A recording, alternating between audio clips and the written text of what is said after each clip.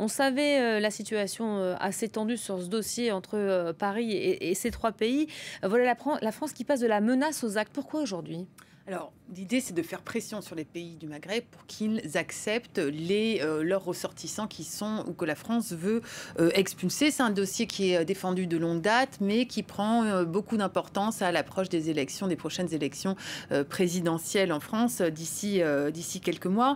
Vous savez que l'extrême droite, notamment, accuse le gouvernement de faiblesse, de naïveté, voire d'angélisme par rapport en matière d'immigration en général et en particulier par rapport aux étrangers qui, particulièrement quand ils sont condamnés, soit pour homicide, pour viol ou pour tout type d'infraction, régulièrement, ça fait la une des journaux. Et c'est devenu une priorité pour le gouvernement. En juin, d'ailleurs, le ministre de l'Intérieur, Gérald Darmanin, avait réuni les préfets en leur disant qu'il voulait véritablement aussi avoir des remontées par rapport à ces étrangers délinquants pour savoir qui doit être expulsé. Mais dans la pratique, finalement, ils n'arrivent pas, ils ne sont pas expulsés. C'est juste un petit chiffre. Par exemple, à propos de l'Algérie, dans les 6 premiers mois de cette année, la justice française a ordonné 8000 obligations de quitter le territoire concernant des Algériens et seulement 22 ont été expulsés et sont retournés dans leur pays d'origine. Ça fait même pas 0,2%.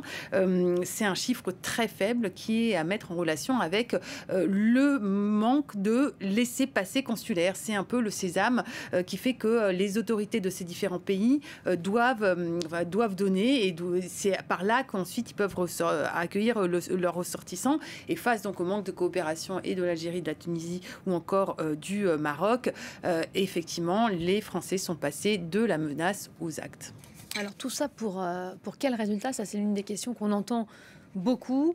Est-ce que cette mesure est censée être efficace? Alors, c'est un petit peu tôt pour le dire. Pour l'instant, en tout cas, on sait que la France a réduit déjà de façon assez conséquente ses octrois de visa, notamment par exemple pour l'Algérie. On va reprendre cet exemple. On sait que l'octroi de visa donc français pour des Algériens a chuté de 420 000 en 2017 à 200 000 en 2019 et c'est passé sous la barre des 100 000 pendant la période du Covid. Et ça n'a eu aucun impact sur la coopération ou la capacité de coopérer des autorités algériennes. L'idée des autorités françaises, c'est le pari que finalement, ça va créer un mécontentement au sein de l'opinion publique, qui elles-mêmes vont faire pression sur leurs autorités.